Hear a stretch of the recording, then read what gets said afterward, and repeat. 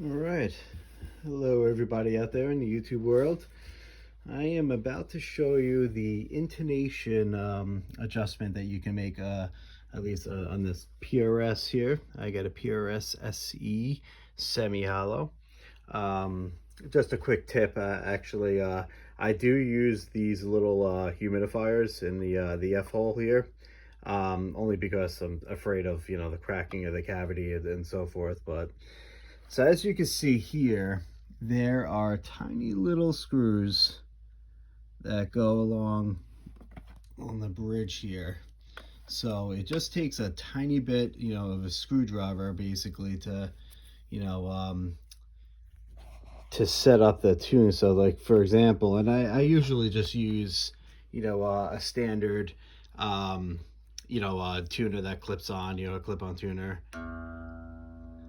So you hit that, let's say, for example, in this case, the E, and then to see if it's tuned up, the intonation, I press down on the actual 12th fret and then hit it, and then adjust it from there.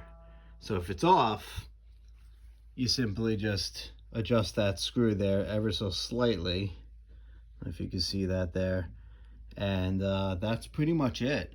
Obviously it does change if you're changing the gauge of your strings and so forth. I for this guitar personally, I certainly prefer the Ernie Ball Cobalt.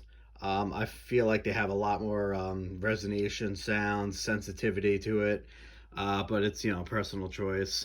This little block here, just just so you know, this little handmade thing I set up so I can polish it up and do some work on it.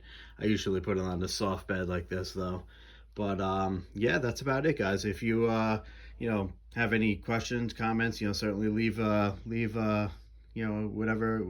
you got on the YouTube page. And if you like, subscribe for some more, and I'll be posting more. So thanks a lot for watching, guys. Take care.